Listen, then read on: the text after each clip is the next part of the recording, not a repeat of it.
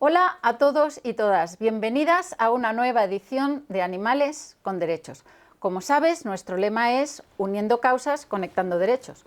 Con este programa hoy queremos unir dos causas, la animalista y la ecologista, a la vez que conectamos dos derechos, los derechos de los animales y el derecho a un medio ambiente sano.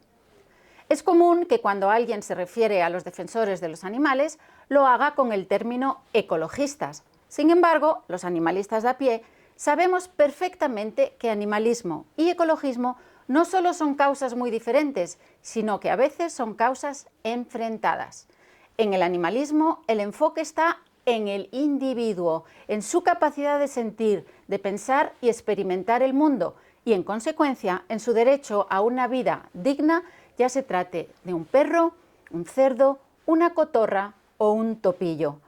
El animalismo considera a un amplio espectro del reino animal personas no humanas, por cuanto tienen personalidad, es decir, características emocionales y comportamentales que distinguen a individuos de una misma especie. Como personas no humanas, consideramos que no deben ser cosificados, mucho menos ser reducidos a meros números en la toma de decisiones. El ecologismo, por su lado, pone su atención en el colectivo, en la comunidad y en el equilibrio de los ecosistemas, aprobando, si se considera necesario, la eliminación de poblaciones consideradas invasoras, aunque suponga la muerte de miles de individuos, al entender que es un mal necesario para evitar un mal mayor. El ecologismo vela por la salud del planeta en su totalidad, siendo el oráculo que ya nos advirtió hace décadas del peligro que corríamos si no cuidábamos el medio ambiente. Ojalá les hubiésemos escuchado entonces, pues sin un planeta sano no habrá futuro, ni para humanos, animales, ecologistas o animalistas. Hoy queremos abogar por un acercamiento entre ambos movimientos que permita aprender los unos de los otros y descubrir áreas de convergencia que combinen lo mejor de ambas causas. Y lo haremos con una inquietud que ambos tenemos en común, la urgencia en reducir cada vez más el consumo de carne y otros productos de origen animal. Para ello contamos con dos invitados muy especiales. Por un lado, Alessandro Zara, legendario activista de los animales, vegano, creo, desde hace décadas y colaborador de este canal. Pero también eres redactor del Caballo de Nietzsche en el diario.es, ¿cierto? Cierto. Pues muy bienvenido al programa, Sandro. Por otro lado, tenemos a Luis Ferrerín, portavoz de Greenpeace y responsable en la organización de las campañas de agricultura, ganadería y transgénicos. Muchísimas gracias, Luis, por aceptar venir a este programa, además tan nuevo. Te lo agradecemos doblemente. Gracias a vosotros, es un placer estar aquí. Muy bien. Bueno, pues vamos a empezar con el tema que nos concierne. Según la Organización de Naciones Unidas para la Alimentación y la Agricultura, la FAO, el sector ganadero es responsable del 14,5% de las emisiones de gases de efecto invernadero. Según Greenpeace, la ganadería por sí sola emite tantos gases de efecto invernadero como todo el sector del transporte a nivel mundial. Pero muchos de nosotros no sabemos ni qué son gases invernadero ni por qué estos son tan importantes para proteger al cambio climático. Entonces, Luis, ¿puedes explicarnos un poco qué son los gases invernaderos, por qué son tan importantes y cómo es posible que la ganadería produzca tal cantidad de este tipo de gases nocivos? Bueno, en primer lugar, quiero matizar algo de esos datos porque han llovido muchas críticas sobre esa comparación con el sector del transporte y es cierto que esos datos de la FAO, los datos que estamos utilizando son datos oficiales, no son datos de Greenpeace, son datos que vienen en los informes oficiales. Sin embargo, los datos hay que aclararlo y a mí me gusta tener las cosas claras. Esos datos de emisiones de gases de efecto invernadero en la ganadería dicen respecto al ciclo de vida, o sea, todos los gases que se emiten en todo el complejo proceso de producción de alimentos, y sin embargo en los transportes solo dice respecto a las emisiones directas. Por lo tanto, es distinto, pero aún así es una comparación ¿Pero qué quieres decir plausible. con el ciclo? ¿Cuál es ese ciclo que incluye toda esa emisión? Claro, el ciclo de producción incluye desde la granja hasta el consumidor, mientras que las emisiones directas solo dicen respecto a los humos, para que nos entendamos, a los humos que salen de los coches, a lo que se echan por el tubo de escape, Okay. ¿no? Y por eso hay una diferencia, ¿no? No es lo mismo, porque si tuviésemos que comparar eso, tendríamos que comparar solo las emisiones directas de la ganadería. Okay. Otra aclaración es que esos datos, para algunos autores, y son estudios que ya están revisados por pares en la ciencia, incluso se quedan cortos. Hay autores que dicen que las emisiones, ese complejo de emisiones del ciclo de vida de la ganadería, son incluso mayores. Se acercan casi al 20% de las emisiones totales. Por lo tanto, estamos hablando de algo realmente importante. Y las emisiones son los gases que emiten los animales, pero además lo que emiten pues sus excrementos y aparte el transporte para movilizar esos productos animales, ¿o qué es lo que incluye? Claro, cuando hablamos del ciclo de vida, hablamos de todos esos gases, de los gases que se emiten todo el ciclo de producción, desde la alimentación de los animales hasta la propia transformación de sus productos, los gases que emiten directamente esos animales e incluso también la parte del transporte, ¿no? Cuando tú me preguntabas qué son los gases de efecto invernadero, que fue la pregunta que iniciaste la conversación, pues son gases que se emiten también de forma natural, pero que sin embargo con la actividad humana se han aumentado su emisión de forma exponencial. Y hoy en día hay un consenso científico que realmente la crisis climática que estamos viviendo y ese incremento tan elevado de emisiones se debe precisamente a la actividad humana. Y a todos los sectores. Eso es algo también que es muy importante puntualizar, porque a veces ponemos mucho el foco en algunos sectores, que sin duda son los más importantes, son los que más emiten, pero si no actuamos en todos, y es lo que está diciendo la ciencia, no vamos a conseguir frenar el cambio climático. Y es ahí donde entra la agricultura y la ganadería. Es uno de los sectores, no es el principal emisor de gases de efecto invernadero, pero es uno de los sectores que además está aumentando sus emisiones. ¿Cuál sería el principal? El principal, sin duda, son los combustibles fósiles. Es el sector que más emite y que más genera este cambio climático antropogénico que estamos viviendo y que está provocando esta crisis climática en la que estamos inmersos. Okay. Pero sin duda que cuando analizamos por partes, vemos la importancia de la ganadería. Por ejemplo, actualmente la ciencia está poniendo mucho el foco en uno de los gases de efecto invernadero. Hay tres gases principales de efecto invernadero. El CO2, el dióxido de carbono, que es el más conocido, el que más emiten también el sector del transporte, el sector energético, no tanto la agricultura ni la ganadería, pero hay otros dos gases, que es el metano y el óxido nitroso. Estos dos gases son principalmente emitidos por el sector agrícola y además tiene un efecto de cambio climático mucho más potente que el CO2. ¿Qué ocurre? Que precisamente por ese motivo la ciencia está poniendo el foco mucho en el metano. ¿El metano por qué? Porque tiene una vida útil, si así le podemos llamar, yo no soy científico. O sea, una vida dañina. Una vida dañina en la atmósfera menor que el dióxido de carbono. Y por lo tanto, si actuamos sobre el metano, podemos rápidamente frenar, o más rápidamente frenar el cambio climático. Entonces, tanto es así que hay ya un acuerdo internacional para reducir las emisiones de metano un 30% para 2030. Y en esas estamos. Pero, por ejemplo, el sector agrícola, y el ganadero en particular, es el gran olvidado en este acuerdo. Entiendo y precisamente se debe mucho a muchos lobbies que existen detrás de la industria cárnica y que intentan quitarlo siempre del asunto. Entiendo que lo que estamos hablando como el principal problema en esta misión es el modelo productivo industrial, tanto en la ganadería como en la agricultura. Ellos dicen que producir rápido, barato y mucho es su mantra, ¿no? ¿Y vosotros tenéis una opinión sobre este tipo de modelo productivo? Sin duda, estamos en contra. Está clarísimo, ¿no? Sí, literalmente estamos en contra. Creo que tu palabra es que es un modelo abominable. Bueno, sí, totalmente. Por muchos otros factores que seguramente vamos a hablar después, no solo los ambientales, pero es un modelo que incluso yo creo que es un modelo sin futuro. Yo creo que las personas cada vez estamos más concienciadas por los problemas ambientales, pero también por los problemas que derivan del bienestar animal, ¿no? Del sufrimiento que se provoca en esas explotaciones tan grandes donde los animales están confinados, hacinados y que no tienen condiciones para vivir, para expresar sus sentimientos, para expresar su comportamiento.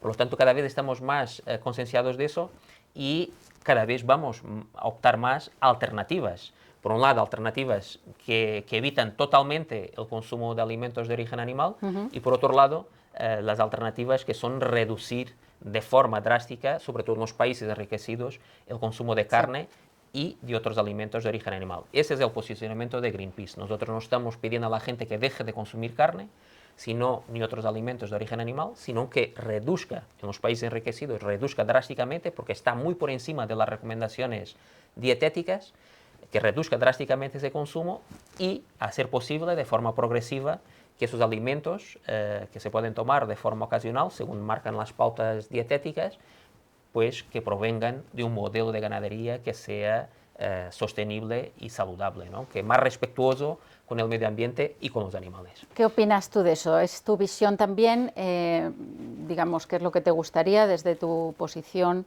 de vegano, de que la gente consuma menos carne, que se llegue a un cero consumo de productos animales?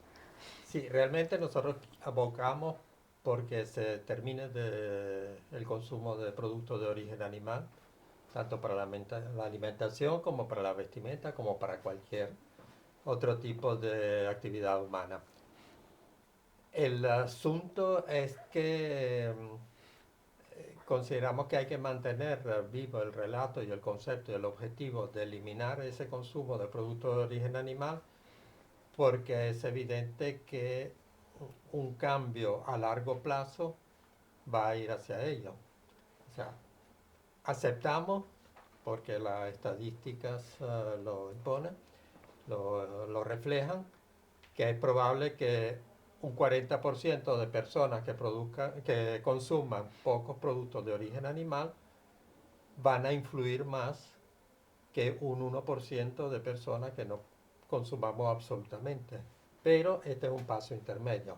Realmente hay que mantener el objetivo, que el norte es la eliminación total. Pero ¿cuál es la motivación que tú, como vegano, tienes? Greenpeace obviamente es un motivo medioambiental principalmente, pero no solo, también nos importa el bienestar animal, pero ¿cuál sería la diferencia desde tu posicionamiento?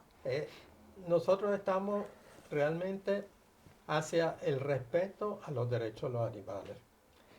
O sea, los derechos de los animales a la vida y a vivir sin miedo, sin dolor y sin saber, sin el horizonte que tienen, aunque no lo conozcan, de que van a morir prácticamente siendo adolescentes o siendo adultos, como en el caso de la vaca lechera, siendo adolescentes, en el caso de los pollos broiler o de la mayor parte de los animales que van para consumo cárnico, y siendo adultos, como en el caso de la gallina ponedora o de la vaca lechera, de saber que bueno, que su existencia va a terminar en una muerte y generalmente con mucho miedo y con mucho dolor. Entonces nosotros quisiéramos eliminar eso, realmente quisiéramos que en un futuro, obviamente lejano, todos los animales vivieran en libertad, así como exigimos que todos los humanos vivamos en libertad. Lógicamente.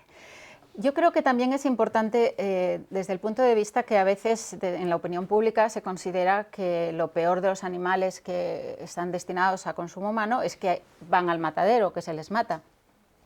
Pero quizá la reflexión sea que lo peor para esos animales no es su muerte, sino su vida, las condiciones en las que viven.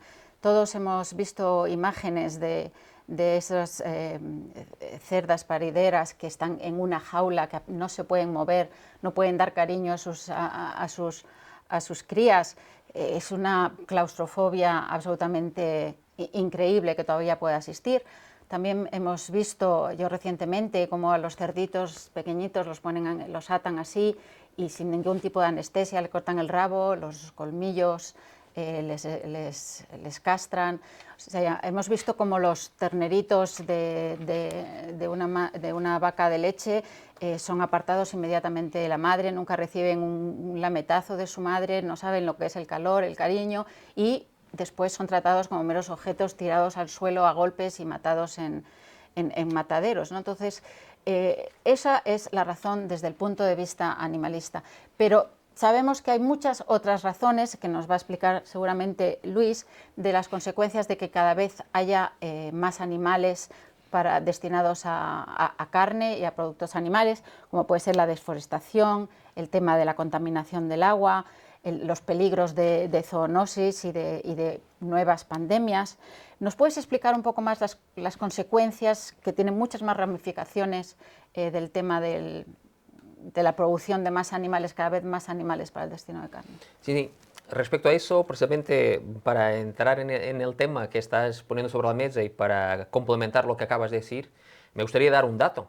Es que en España se están sacrificando al año casi 900 millones de animales. O sea, son más animales sacrificados en España que hay personas en toda la Unión Europea. Yo hice los cálculos y significa que sacrificamos cerca de 1.700 animales al minuto. 1.700 animales al minuto. Y repito, no solamente lo peor es su muerte, sino qué vida han llevado hasta el momento de su muerte. ¿Merece la pena? Y ahí iba a decir que precisamente esto solo es posible, estos números de estas dimensiones, solo es posible con un modelo de ganadería industrial como es el predominante que tenemos en España. Solo así se pueden producir, porque realmente estamos hablando de eso, es producción animal. Ya no estamos hablando, bajo mi punto de vista, ya no es una ganadería. Ganadería es otra cosa. Son granjas donde los animales tienen otro tipo de vida. Sí, es verdad que terminan siendo para consumo humano y se explotan para eso, pero es otra cosa. Y por otro lado, precisamente en esos ambientes, los animales son, lo que decías tú en la introducción, son cosificados, son como tornillos en una gran industria. No importa sus sentimientos, no importa, lo que importa es producir, lo que decías tú, producir mucho, producir rápido y al más bajo coste económico. Y ese más bajo coste económico y estas dimensiones tan grandes, números tan elevados de animales, pues tiene consecuencias desastrosas para el medio ambiente, incluso para nuestra salud, ¿no? Muchas veces centramos el debate en el cambio climático. Sin duda, está consensuado, es la mayor amenaza a la que se enfrenta el ser humano y además afecta a todas las otras especies del planeta. Pero hay otras amenazas. Una, por ejemplo, es precisamente la pérdida de biodiversidad. Es mucho menos común oír hablar de la pérdida de biodiversidad, pero nos enfrentamos, según la ciencia, a la sexta extinción masiva. Hay 1 millón de especies en el planeta que están al borde de la extinción. Y esto está muy motivado por ese modelo industrial, por ese modelo ya no solo de ganadería o de agricultura industrial, que tiene un papel muy importante, pero sino de ese modelo industrial de consumo que tenemos sobre todo en los países enriquecidos, que me gusta mucho destacar eso, porque realmente hay responsables de lo que está ocurriendo. Y los responsables... Lo vamos a tratar, y también vamos a tratar por qué consumimos y cuánta carne consumimos. Pero ¿por qué dices que la ganadería industrial afecta, por ejemplo, a la desforestación, o sea, a la vida silvestre? ¿Por qué? ¿En qué sentido? Mira, hay dos aspectos fundamentales. Un dato que para mí es muy llamativo es que hoy en día cerca del 75% de la superficie agrícola mundial... 75% de superficie agrícola, sí. Mundial, o sea que estamos hablando de una impresionante cantidad de tierras, se destinan a producir alimentos para animales, ya sean a través de pastos... O sea, no para los animales en sí, sino para su alimentación. Para la alimentación de los animales, no para consumo directo humano, o sea, para alimentar animales, ya sean a través de pastos o sea a través de piensos que después se utilizan sobre todo en la ganadería industrial. Porque yo también suelo decir que la ganadería industrial es una ganadería, si le seguimos a llamar ganadería, es una ganadería sin tierra. O sea, los animales están ahí confinados dentro de las explotaciones totalmente. Y no tienen ningún contacto con la naturaleza, no pastan al aire libre, nada, ¿no? Entonces, el 75% de las tierras. ¿Qué ocurre? Para conseguir ese nivel tan elevado de tierras, pues se provocan muchos daños en la naturaleza. El primero, el cambio de usos del suelo, ¿no? Cuando hacemos cambios de usos del suelo, lo que estamos provocando son pérdidas de biodiversidad importantes para producir alimentos para nosotros o alimentos para producción animal. Y, por ejemplo, cuando tú decías la deforestación, hay datos que indican que, por ejemplo, en la Amazonía, cerca del 80% de la deforestación está provocada precisamente para producir alimentos para animales, ya sea a través de pastos, donde se produce directamente la carne, o piensos, porque la soja, y en particular la soja transgénica, se está implantando con mucha fuerza en esos países, y para tener superficies que puedan alimentar a cada vez más animales, como decíamos antes, pues necesitamos más tierras.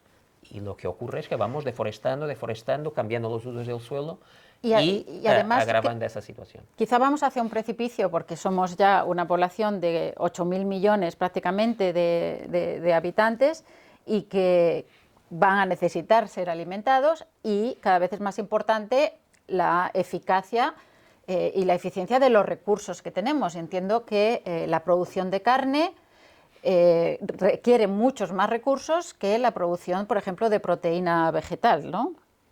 Totalmente. ¿Qué Sí, nos sí, puedes decir? por supuesto. Hay ratios, yo ahora no me acuerdo de los ratios, pero hay ratios que precisamente muestran cuál es la necesidad, la eficiencia de producir proteínas animales, porque al final estamos alimentando animales que van a alimentar, nos van a producir proteínas que nos van a alimentar a nosotros, o alimentarnos directamente de esas proteínas vegetales es mucho más eficiente, pero yo no sé los ratios. Yo tenía ¿no? un dato por aquí que dicen que para producir una hamburguesa de 150 gramos de carne de vacuno requiere 2.350 litros de agua, mientras que para producir esa misma hamburguesa de proteína vegetal, como puede ser la soja, requiere, en vez de 2.350, solamente 158. Entonces, estamos ya sumando causas, que es desforestación, biodiversidad, cambio climático y optimización de unos recursos que, si no lo hacemos, quién sabe dentro de unas décadas si vamos a poder alimentar a todos los humanos que hay sobre la Tierra. Así que efectivamente nos estamos viendo que hay muchísimas razones, entre ellas, por supuesto, el maltrato animal. Sí, yo quisiera también marcar un punto de análisis sobre el tema del bienestar de los animales.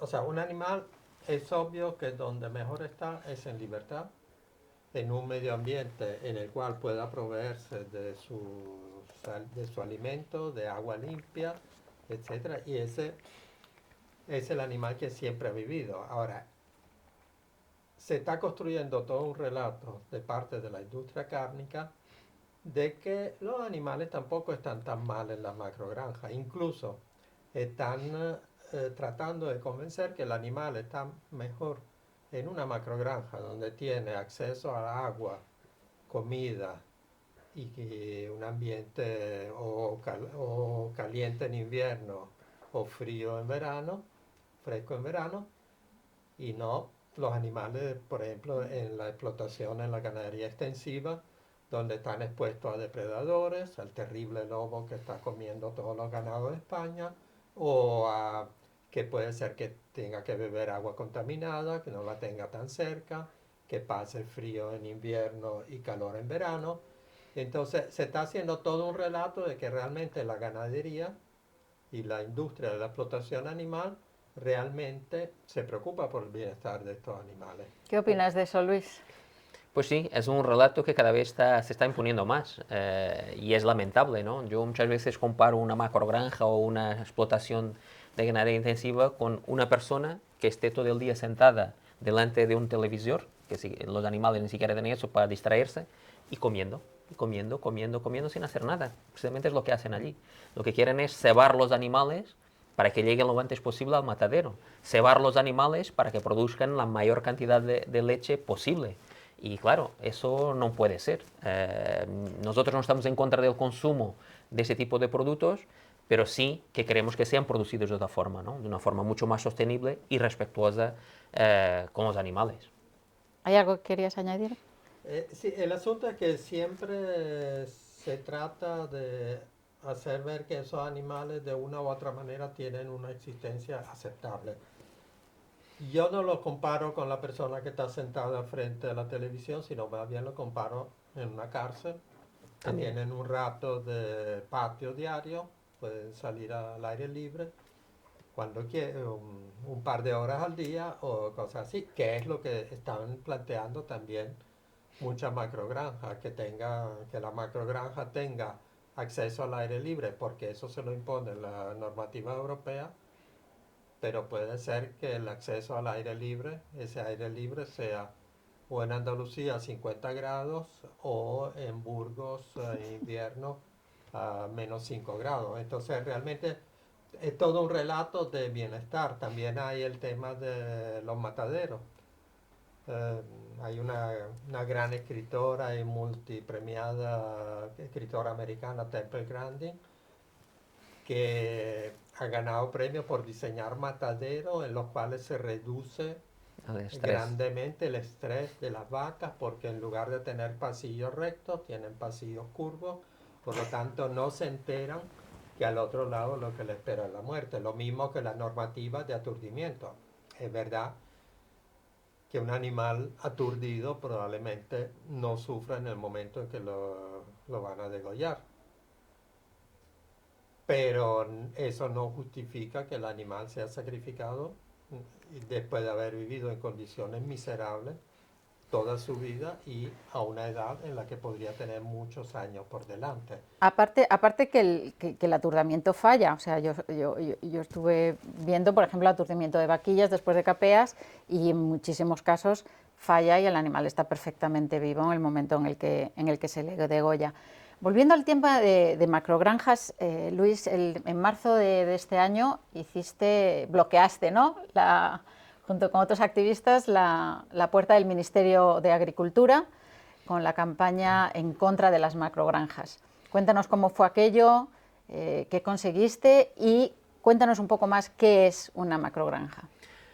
Bueno, en ese momento lo que queríamos hacer precisamente era presentar al ministro Planas, entregarle el número de firmas que habíamos recogido hasta el momento. ¿Cuántas y eran? Son más de 500.000 las que tenemos ya actualmente de personas que junto a nosotros alzan la voz para decir macrogranjas no. Y esa acción fue precisamente con ese objetivo, de entregar esas firmas y pedir acción por parte del Ministerio. Uno de los problemas que está ocurriendo en España, en particular, es la alta permisividad. Ha habido durante muchos años, es cierto que ahora se están haciendo pequeños cambios, y si quieres después hablamos de eso, Sí, por supuesto. porque hay pequeñas victorias, pequeños avances, no son todavía los fundamentales, pero sí que ya se va notando un cambio, ¿no? Está siempre en la balanza el peso de la industria que no quiere que esos cambios se pongan en marcha, ¿no? Pero precisamente ahí lo que queríamos era eso, ¿no? Era presionar al ¿Tuvisteis Ministerio. algún tipo de respuesta? No tuvimos ningún tipo de respuesta, que fue lamentable porque entregamos una carta con esas firmas y ni siquiera se dignaron a aceptar una reunión con nosotros o responder a lo que nosotros planteábamos, ¿no? Porque nosotros desde siempre, incluso con el movimiento que cada vez es más fuerte contra la ganadería industrial y las macrogranjas, pedimos dos cosas muy concretas. Una es una moratoria, es poner un freno rápido al avance desmesurado y descontrolado que está teniendo la ganadería industrial en nuestro país. Y en segundo lugar, ahí es cierto que desde Greenpeace somos los que estamos forzando más la maquinaria, lo que pedimos es una reducción de un 50% del número de animales en intensivo para 2030. ¿Por qué? Porque vemos que la moratoria es un paso importante, frenamos el problema en seco, pero seguimos teniendo el problema, ¿no? Y para revertirlo, la única forma es reducir el número de animales en intensivo, que como he dicho antes son ya una barbaridad, ¿no? Y ahí es donde vemos sobre todo un mayor rechazo, ¿no? Porque el sector, una de las cosas que quería poner sobre la mesa también, cuando antes tú hablabas de la eficiencia y cuando Sandra hablaba del relato, es que la industria cárnica también está utilizando otro relato. Es que precisamente la ganadería intensiva y las macrogranjas son las más eficientes. Ellos dicen, con aplicación de tecnología, que incluso están reduciendo las emisiones de gases de efecto invernadero por kilo de carne producida o por litro de leche producida. Claro, lo que no pone sobre la mesa es la emisión global. Puede ser que con la tecnología estén reduciendo, yo no dudo que estén reduciendo las emisiones por kilo, pero claro, si tenemos más animales, proporcionalmente vamos a tener más emisiones, ¿no? Van a ser igual, ¿no? Y ya no es solo las emisiones, ¿no? Cuando hablabas de efectos, hablamos mucho del cambio climático, pero es muy complejo. La ganadería, para mí, ya está en el centro de muchos de los problemas ambientales que estamos teniendo. No que sea la principal, pero que sí, que actúe de una forma que enfatice esos problemas, ¿no? Que los hace mayores. Sí, porque hemos hablado... Perdona, Marta, incluso yo diría, con el dato que di antes, que incluso la agricultura ya está cada vez más al servicio de la ganadería. Sí, por esas tensiones tan amplias que tenemos que producir. Yo hace días estaba mirando los datos de producción de cereales en España y la inmensa mayoría de los cereales que producimos en España van destinados también a la alimentación animal. Por ejemplo, cuando pensamos en el maíz y vemos esas tensiones tan amplias cuando vamos por España, todo de regadío, súper intensivo, necesita mucha agua, todo el maíz transgénico que hay en Europa está en España, todo para la ganadería industrial, pues todo eso, casi todo el maíz que se produce en España es para alimentar animales. Realmente el impacto es tremendo y podemos hablar del agua, de la contaminación. Sí, es lo que te iba a comentar, porque hemos hablado del agua desde el punto de vista de la eficiencia de los recursos, pero también es verdad que en un país en el que estamos sufriendo tal sequía y que tenemos tal problema con el agua, es que además contamina los acuíferos. ¿Por qué contamina los acuíferos este tipo de ganadería? Bueno, en primer lugar, hablar del uso del agua. La ganadería, el uso es tremendo. Ya muchas veces la gente dice, no, es que el uso directo es pequeño. Y es cierto, seguramente el uso directo en las explotaciones, comparado con todo el uso que hay en España, que la mayor parte es para la agricultura, es pequeño. Pero es que, lo que decía antes, ¿no? La mayor parte de los cultivos están destinados a la ganadería. Nosotros hicimos cálculos de la huella hídrica de la ganadería en España y llegamos a la conclusión que un año consumiendo agua todos esos animales que tenemos en España equivale a 21 años de toda la población española. O sea, en un año la ganadería consume lo mismo que todos los hogares españoles en 21 años. El consumo completo, ¿no? No solo directo, todos los usos que se da al agua, limpieza de explotaciones, los cultivos, que es donde es el mayoritario, ¿no? Y eso es tremendo, ¿no? Precisamente por lo que decías tú, ¿no? Que estamos en un país donde cada vez más se agrava la sequía. Va a ser peor todavía si dejamos avanzar, yo digo así, dejamos avanzar porque está en nuestras manos parar el cambio climático. Si dejamos avanzar, el cambio climático va a ser peor todavía y por lo tanto podemos hacer algo, ¿no? Y el otro aspecto fundamental es la contaminación. España tiene un problema de contaminación del agua por nitratos, que los nitratos son los nutrientes que salen en los excrementos, los purines de los animales. Sí, que en pequeña cantidad para un huerto está bien, pero en cantidades inmensas... No, y los nitratos son fundamentales para la vida, tal como la conocemos. Pero claro, cuando son producidos en exceso, lo que decía antes, ¿no? 900 millones de animales. Imagina todos esos excrementos. Es tremendo, ¿no? Lo que comen, que necesitan deforestación y muchos piensos y mucha agricultura, y después lo que defecan, ¿no? Y eso es tremendo. Lo que ocurre con eso es que toda esa cantidad de excrementos se están esparciendo en los campos agrícolas. Al final lo que estamos haciendo es utilizar hoy en día los campos agrícolas como un auténtico vertedero para la ganadería industrial. Sin tapujos. Sin tapujos. Es para eso que se está utilizando los campos agrícolas. Tenemos una cantidad tan ingente de excrementos que se están generando en esas explotaciones que al final necesitamos tirarlos, verterlos, porque ya no son utilizados, como tú decías, como un abono, porque son fundamentales para la agricultura, esos abonos animales, ¿no?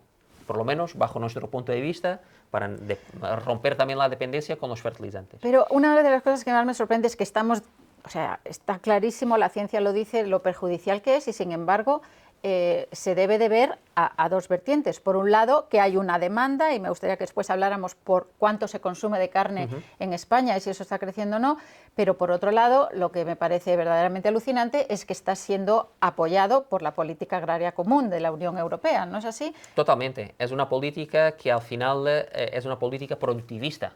Es una política que está orientada a producir mucho y sigue bajo ese paradigma, ¿no? Y tiene que cambiarlo. Hay otros retos. La política agrícola común surgió en los años 60 precisamente por eso, porque había un déficit de alimentos en Europa y decidieron apoyar a la agricultura para incrementar la producción, pero hoy en día nos sobran alimentos, los tiramos directamente a la basura, ¿no? Entonces tenemos otros retos que son mucho más importantes y la PAC necesita esa revisión, ¿no? De volver a ese aspecto. Pero es tan grave el problema que antes estamos hablando de la contaminación y precisamente este tipo de políticas son un poco contradictorias con otras políticas que existen en Europa, que, por ejemplo, existe una directiva, que es la directiva de nitratos, que precisamente lo que busca es de las directivas ambientales más antiguas de la Unión Europea. Y lo que busca precisamente es preservar las aguas de la contaminación. Porque uno de los grandes problemas es que esos nutrientes, esos excrementos, se filtran por la tierra, claro, y terminan en los acuíferos. Y no terminan en cualquier acuífero, terminan en todos los sitios, pero muy en particular en las aguas subterráneas. Y las aguas subterráneas son nuestra gran reserva del futuro. Si las tenemos contaminadas, no las vamos a poder utilizar. Se incrementa la sequía, la escasez de agua, ahí está nuestra salvación, ¿no? Pero si está contaminada, no la podemos utilizar. Incluso ya hay muchos pueblos en España que no pueden beber agua porque está contaminada por nitratos. Y eso, por ejemplo, es de las cosas que está llevando más la gente a pasar a la acción. Están viendo, es muy tangible, ¿no? Están viendo cómo quieren beber agua, abren su grifo y no pueden porque está contaminada. Y es tan grave el problema, y eso decía que eran contradictorias estas muchas veces las legislaciones, las políticas, las estrategias, porque precisamente la Comisión Europea, después de llamar muchas veces la atención a España, porque tenemos un problema grave, sistémico, según sus palabras, de contaminación del agua por nitratos, ha visto que no dábamos respuesta y ya tomó la decisión de llevarnos ante el Tribunal de Justicia de la Unión Europea. Y nos va a caer una multa millonaria, multimillonaria. ¿Y quién la va a pagar? Pues nosotros, todos nosotros, los de siempre, los que no contaminamos. Pero, sin embargo, y los que contaminan no pagan. Exacto. No solamente no pagan, sino que son subvencionados, porque exacto, es que vuelvo a lo mismo. Si dicen que la PAC supone el 40% de todo el presupuesto de pagos de la Unión Europea, de la PAC creo que entre un 70 y un 80% va a este tipo de explotaciones. Entonces es que es totalmente contradictorio, ¿no? Sí, y si no es de forma directa, es de forma indirecta, a través de los cultivos. Se están fomentando precisamente esos cultivos que están alimentando a esos animales.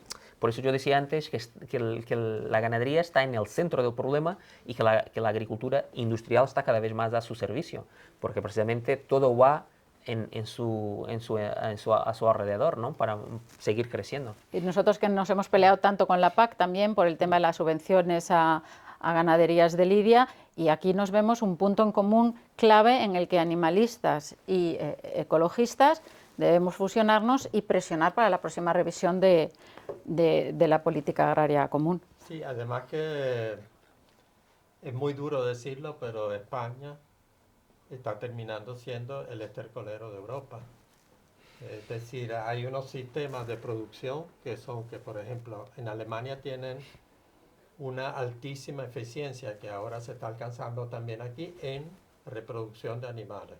Entonces, hay cerdos que nacen en Alemania, vienen en camiones a España, en España se engordan, se sacrifican, todo el desecho queda aquí en España y la carne ya aprovechable, que me da escalofrío, grima hablar de carne aprovechable, pero la carne se vuelve a distribuir por toda Europa para ser procesada y dar ganancias. Muy interesante eso que dices, vienen aquí, los animales dejan aquí todos sus residuos y después ellos se llevan la carne. Incluso carne limpia. Hace 20 años se hablaba de que había 46 millones de toneladas de excrementos de cerdo.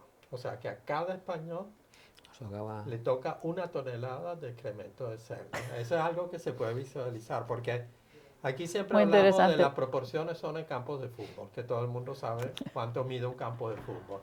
Pero pensar en 1 tonelada de excremento de cerdo, sin hablar de la orina, de la basura y de los restos de cerdo. Estoy hablando solo de los excrementos, o sea, todo lo que los huesos, la piel, Porque eso de que de los cerdos se aprovecha todo, eso es un tópico que se ha repetido toda la vida y eso podía ser hace 100 años que Bueno, se aprovechaba casi todo. Realmente hoy en día del cerdo se aprovechan ciertas partes, no se aprovecha todo.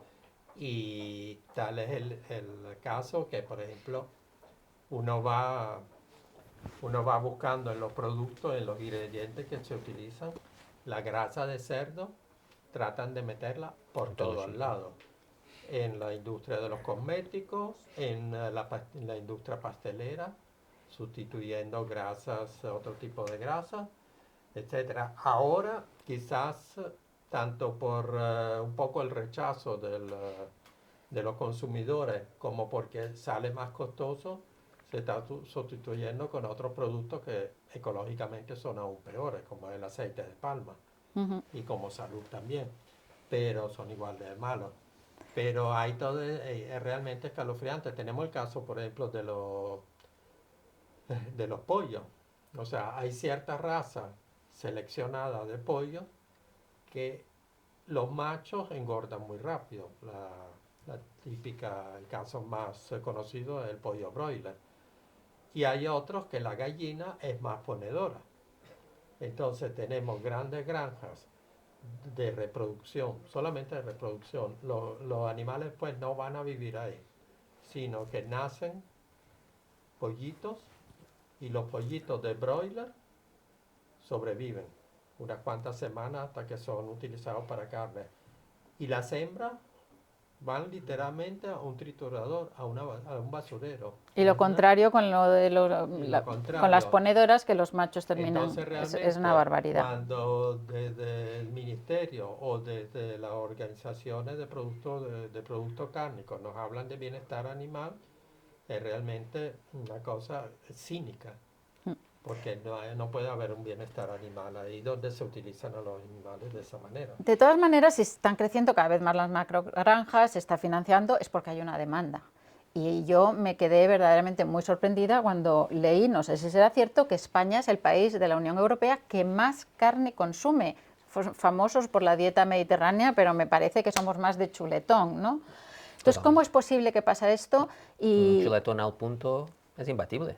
Ya dijo el presidente del gobierno. Sí, el presidente del gobierno, fuimos muy fan de eso. Entonces, la FAO tiene una recomendación de consumo de carne, creo que era de 275 gramos al día. No puede ser. No. No, 275 al día es lo que estamos Es lo que estamos consumiendo nosotros. y ellos recomiendan 300 a la semana. Es decir, ¿cierto? O, bueno, corrígeme. Más o menos. Corrígeme. Los datos de consumo de carne son también muy complejos y precisamente con esa cifra que estás utilizando es la cifra de la FAO y habla de que estamos consumiendo en España por persona al año cerca de 100 kilos y somos con esos valores somos los mayores consumidores de la Unión Europea. Pero incluso sin ir tan lejos, hay otros datos oficiales también del Ministerio de Agricultura y Alimentación que hablan de cerca de unos 50 kilos, incluso está bajando, esa cifra está bajando, ¿Ah, sí? y la última, pero es solo un panel de consumo, por eso yo digo que es un indicador, podemos utilizarla para ver cómo está el consumo, pero aún así no son cifras totalmente finas, ¿no? Pero nos guían y muestran que el consumo sobre todo las tendencias, es elevado, ¿no? Lo más importante. Eso es.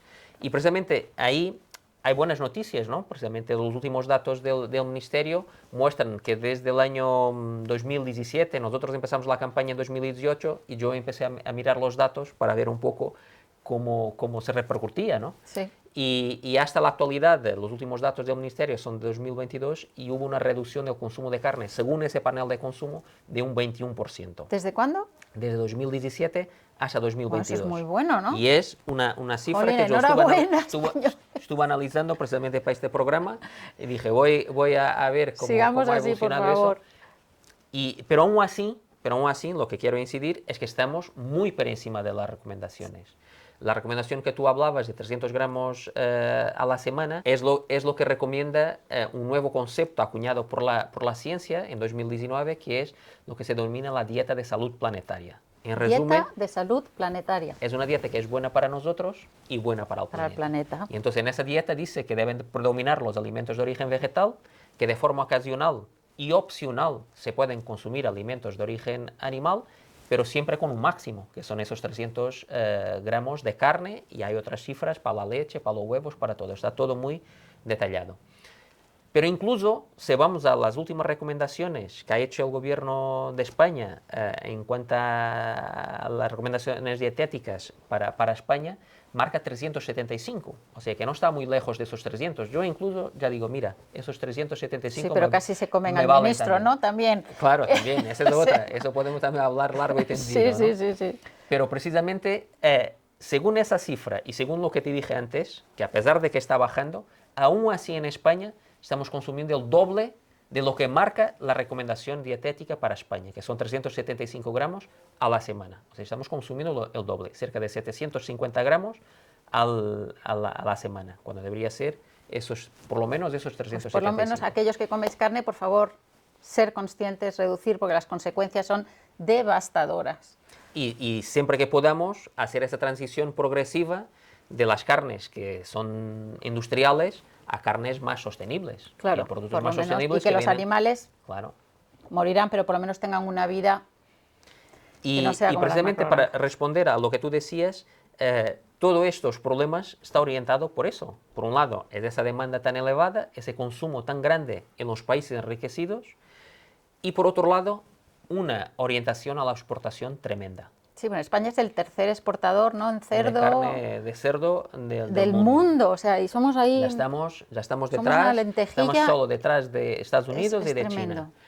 China, que son los grandes productores mundiales. Y precisamente eso es un poco el cierre de lo que decía Sandro antes, ¿no? Esa paradoja que es que traigamos alimentos de piensos de países terceros como América del Sur y todo eso, que los engordemos o alimentemos en Alemania, criemos los animales, Que que dejen vengan a aquí todo. España, aquí nos dejan toda la mierda y además la gran mayoría se está exportando. Precisamente el cerdo, el sector porcino, es el gran problema en España.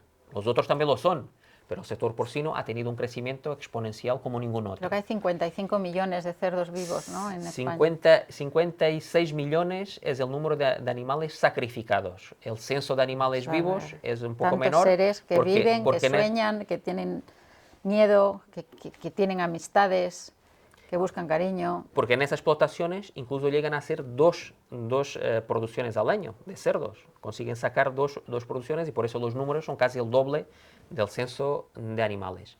Pero claro, ahí era cuando vemos que ese boom, esa burbuja del porcino en España fue muy orientada por ese motivo, ¿no? Por exportar. Vieron en China, porque China tuvo problemas gravísimos por la peste africana, peste porcina africana, diezmó sus cabañas ganaderas y entonces ¿qué hicieron? Para alimentar a tanta gente, pues importamos de otros países. España vio en esto una oportunidad de negocio, otra oportunidad de negocio como fue el ladrillo o como fue otra cosa cualquiera, ¿no? Y la visión a corto plazo, ¿no? Siempre la visión a corto plazo. Ahora, también, no es mi tema, yo no soy una autoridad en eso, pero tenemos que recordar que hasta 1995 España no podía no podía exportar cerdo. Aquí hubo peste porcina africana desde 1960, fue muy extendida, y España no podía exportar productos porcinos. Pues está de nuevo a las puertas. Sí, pero me refiero al hecho que en esos años había una industria porcina realmente limitada. Y en menos de 30 años se ha puesto a la vanguardia de la exportación. Sí. O sea, tanto en lo que ellos llaman calidad del producto, o sea, está muy bien posicionado en China. El jamón ibérico han logrado hacer creer que es lo mejor que hay y resulta que lo han hecho en menos de 30 años.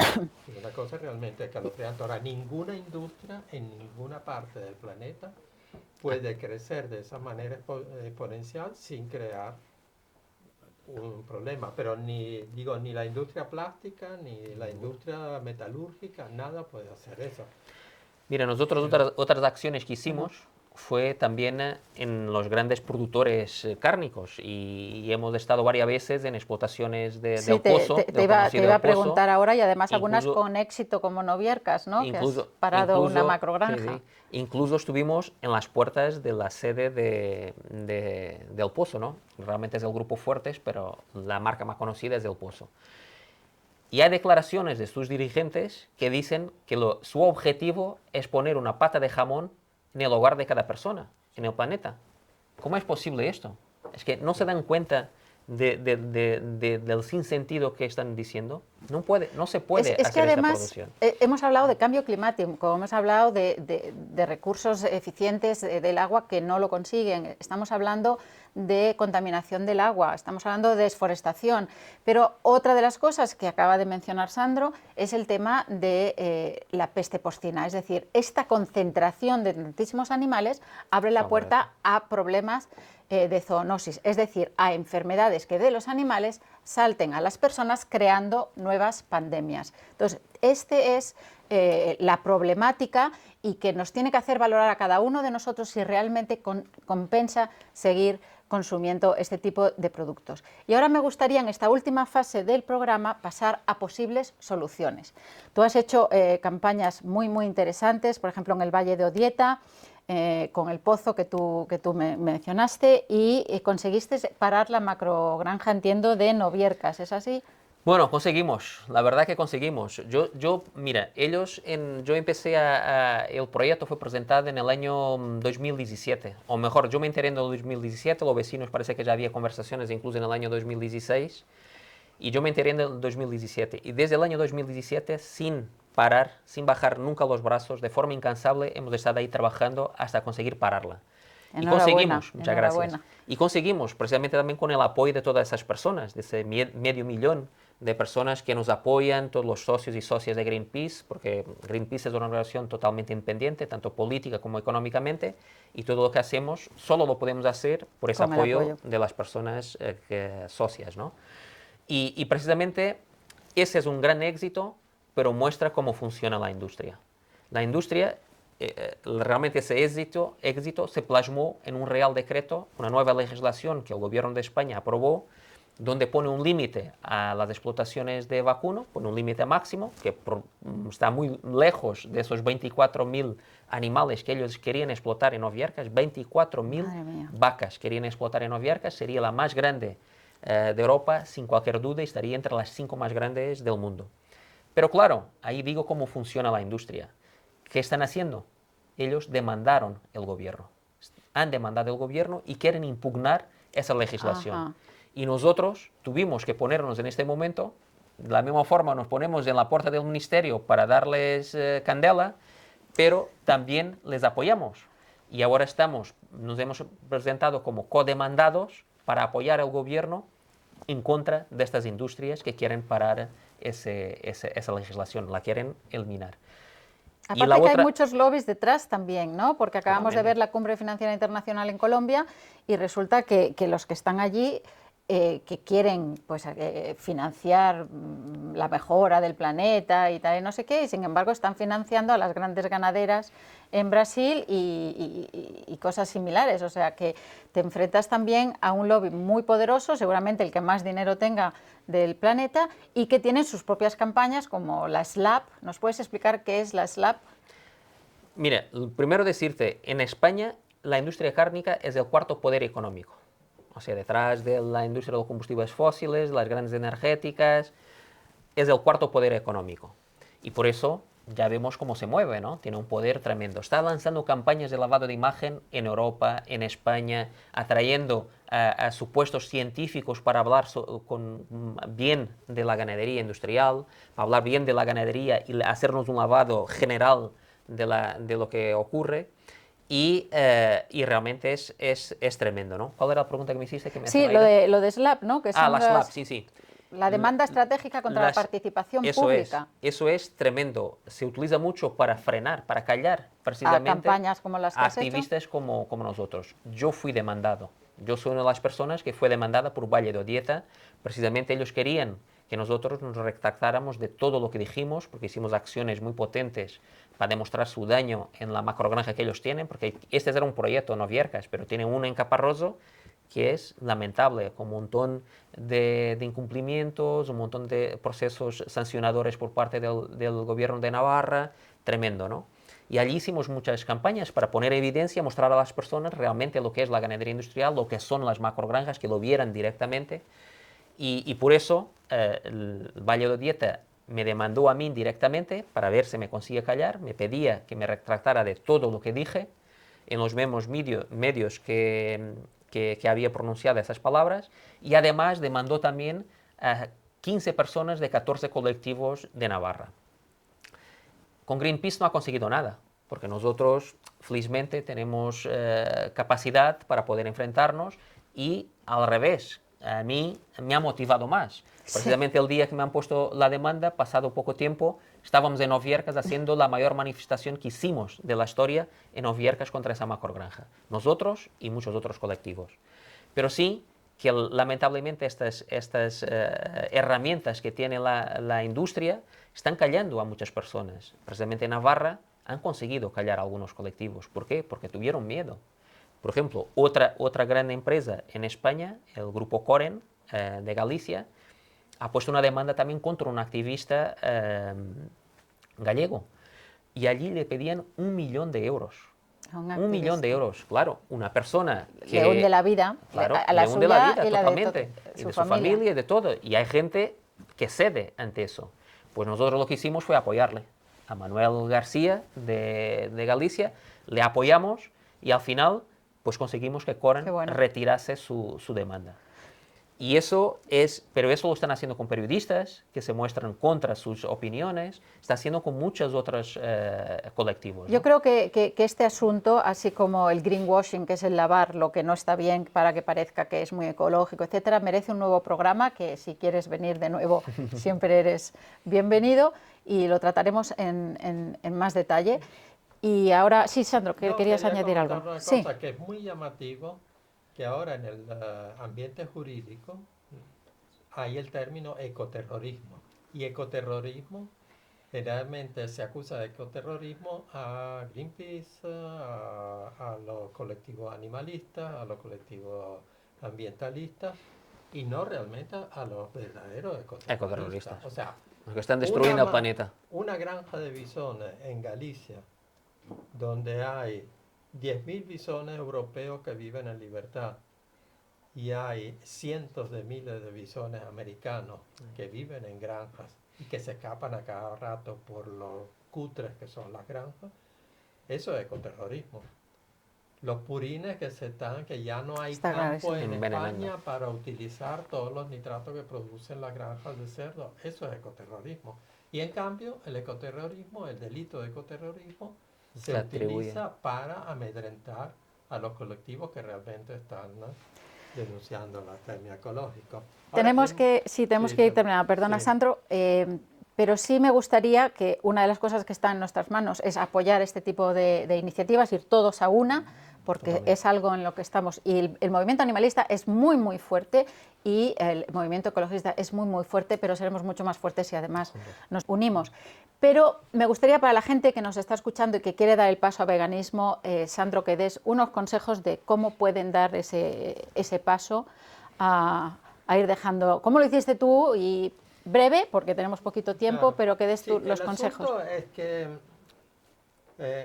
si vamos a la dieta de nuestros abuelos, bisabuelos o tatarabuelos, vemos que realmente esta imposición del consumo de carne masivo no existía. Es decir, la gente comía productos de origen cárnico.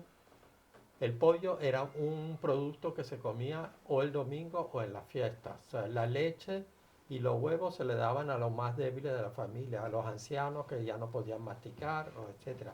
La gran parte de consumo proteico dependía de granos, cereales, garbanzos, lentejas, judías y similares. Entonces, realmente yo empecé a hacer ovo-lacto vegetariano y luego vegano hace muchos años, y realmente no había la enorme oferta que hay hoy en día. de productos de sucedáneos.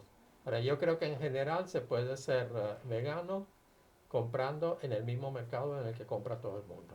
O sea, es muy divertido comer productos que imiten la carne, pero realmente no es una necesidad. En todas las casas se pueden comer garbanzos, lentejas, frijoles, etcétera, y uno puede estar perfectamente bien alimentado. Sí, hoy en día sí, hay muchísima literatura, hay mucho acceso a información, hay nutricionistas Muchísimas veganos, recetas. hay muchísimas recetas.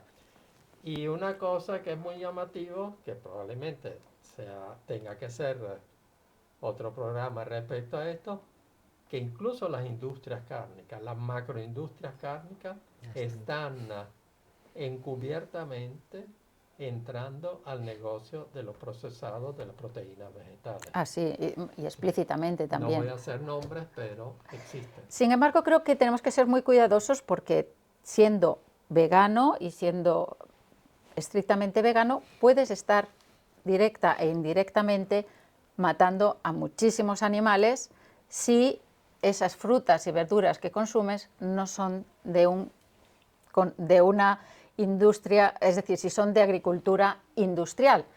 ¿Por qué es esto? Es decir, vamos a Carrefour, compramos todos estos tomates tan bonitos, no sé qué, y resulta que eso está provocando el fin de la biodiversidad en muchos sitios e incluso la muerte directa de animales. Ahí ya estamos hablando de otro tipo de animales que normalmente son los más afectados, ¿no? Precisamente la agricultura industrial tiene un impacto tremendo por el uso de agrotóxicos, de plaguicidas, fertilizantes sintéticos, todo lo demás. Y vas a ver, por ejemplo, el ejemplo que casi todas las personas han oído hablar de las abejas, ¿no? Que las poblaciones de abejas están en declive, son fundamentales para nuestra alimentación, para la seguridad alimentaria, para la biodiversidad, y sin embargo pues están diezmando sus poblaciones por ese uso masivo de plaguicidas. Por lo tanto, si cambiamos al veganismo estricto y al final estamos consumiendo alimentos de agricultura industrial, pues de alguna forma también estamos apoyando ese modelo. Pero a mí hay una cosa que también en esto, cuando pongo sobre la mesa las soluciones, que me gustaría decir, que es que no nos sintamos culpables. Realmente que hagamos las cosas de forma progresiva. Lo mejor que podamos. Lo mejor que podamos. Todos seguramente podemos aportar nuestro granito de arena, nuestra gotita de agua, porque antes hablamos de agua, ¿no? ¿Por qué? Porque precisamente el gran problema viene de esa permisividad de las autoridades, de esa permisividad del incumplimiento de legislaciones que existen. Por lo tanto, es muy importante, muchas veces los cambios individuales son fundamentales, pero también hacer presión para que las industrias, las administraciones cambien también sus formas de actuar. Y respecto a lo que decía Sandro, que me parece fantástico, de la forma como nos alimentamos antiguamente, yo suelo decir, el gran problema que tenemos actualmente surgió precisamente de ese cambio. Nosotros antes comíamos cosas con carne, que era lo que decía Sandro, de esa forma muy especial, ¿no? De momentos puntuales, y pasamos a comer carne con cosas. Y ese cambio en nuestra dieta es lo que ha llevado también a ese crecimiento tan exponencial de la producción. Y claro, la industria vio ahí una opción. Y repito lo que decía Sandro, precisamente lo más importante cuando damos ese salto, incluso en la reducción del consumo, que es lo que nosotros abogamos, yo creo que está en las manos de todas las personas. Es mucho más, yo creo, más realista, que ante la sociedad que tenemos, que por lo menos dar ese primer paso lo podemos dar todos. Como creo que hay la semana sin carne o ese tipo de lunes sin carne. Todas las personas yo creo que podemos dar ese paso de reducir el consumo de carne. Dar el otro paso, pasar a ser vegetariano o vegano, a lo mejor ya exige otro conocimiento de nosotros mismos, otro posicionamiento sobre la vida y sobre el planeta, y es más difícil. Pero ese pequeño paso está al alcance de toda persona. Todo el mundo. ¿Y qué pensáis de la carne de laboratorio? Bueno, para mí es otra distracción. Yo creo que es otra distracción que todavía está por ver cuáles son los impactos reales que tiene sobre el medio ambiente. No hay estudios sobre nuestra salud, tampoco hay dicen estudios. Que consume menos agua, que no produce emisiones, que tal, pero al final, por ejemplo, para las personas veganas, que diga, Sandro, yo no creo que sea una opción, porque al final eso parte de un animal y se está creando a partir de una célula, de una biopsia que se hace en un animal. Para mí es una distracción porque realmente el problema que tenemos es ese crecimiento exponencial del consumo y el crecimiento exponencial del número de animales. Y ahí yo creo que, cuando tú decías, es donde podemos unir fuerzas todos los colectivos. Yo creo que hay muchas cosas que nos separan y que son distintas, como tú dijiste en la introducción, pero yo creo que la ganadería industrial es algo que nos une, y todos estamos en contra de ese modelo. Y por eso tenemos que dar pasos juntos para frenar ese modelo. Fantástico, fantástico. ¿Qué opinas de la carne de laboratorio? ¿Tú no la comerías? Para mí, yo no la comería, para mí no es una opción. Creo que ya ni siquiera la lograría asimilar después de 40 años sin comer carne. Y creo que la industria también sabe que eso está en un horizonte muy lejano, lo de producir carne de laboratorio. Ahora, tenemos que tener en cuenta que son cosas muy jaladas por los pelos, porque incluso la industria cárnica está viendo si se mete en el negocio de la carne del laboratorio. ¿Por qué no lo ha hecho? Porque ya tienen la información, tienen la tecnología, pero es todavía demasiado costosa y demasiado costosa para implementarla, y probablemente deberían hacer un despliegue mediático para que la gente deje de comer carne criada de cambiar culturas y tal. Pero tanto con los productos de origen vegetal como con lo que llaman hoy plant-based, o sea, productos sucedáneos, proteínas elaboradas, creo que cualquiera se puede alimentar. Yo creo que ir a lo más básico, a lo más simple, es lo más sencillo. Y si pueden ser productos de proximidad, ecológicos, que no es tan difícil. O sea, tenemos que siempre plantearnos que es más fácil o menos difícil para nosotros buscar qué comer que para un animal vivir en una granja y después pasar por un matadero. Sí, porque me conectaba un amigo que una de las cosas que más le chocó visitando un campo de agricultura industrial, la que habían aplicado pesticidas, era precisamente encontrarse una madre zorra con todos sus cachorritos muertos por esos pesticidas, conejos, perdices, pájaros. O sea que tenemos que hacer, aquellos que hemos dado ya muchos pasos, hacer un pequeño paso más y vigilar que esos productos procedan de una agricultura sostenible. Y bueno, con esto vamos a acabar ya el programa. Espero que os haya resultado importante, porque hoy en Animales con Derechos hemos explorado la profunda relación entre el consumo de carne y su impacto en el cambio climático, el sufrimiento animal y la salud humana. Hemos reflexionado sobre la ética detrás de nuestras elecciones alimentarias y cómo estas decisiones pueden aliviar el sufrimiento de millones de seres. Al elegir nuestros alimentos no solo decidimos qué comer, sino también cómo afectamos al mundo que compartimos. En Animales con Derechos consideramos que una dieta vegana es la elección óptima para el mundo en el que vivimos. Sin embargo, hoy hemos aprendido que no es suficiente si esa dieta vegana no es sostenible. Debemos optar por alimentos locales, de temporada y libres de transgénicos. Debemos elegir la agricultura sostenible frente a la agricultura industrial, ya que esta última tiene consecuencias devastadoras para el clima, la salud humana y la vida de millones de animales. Ojalá este programa haya servido para que los animalistas seamos, a partir de ahora, un poquito más ecologistas, y ojalá haya servido para que los ecologistas sean, a partir de ahora, también un poco más animalistas. Si hemos contribuido a ello, nos daremos por satisfechas. Gracias por acompañarnos en esta reflexión y esperamos que te haya resultado interesante. Si es así, deja tus comentarios y recuerda que este es tu canal, por lo que no dudes en proponernos temas, sugerencias o mejoras para próximos programas. Juntas somos Animales con Derechos, uniendo causas, conectando derechos.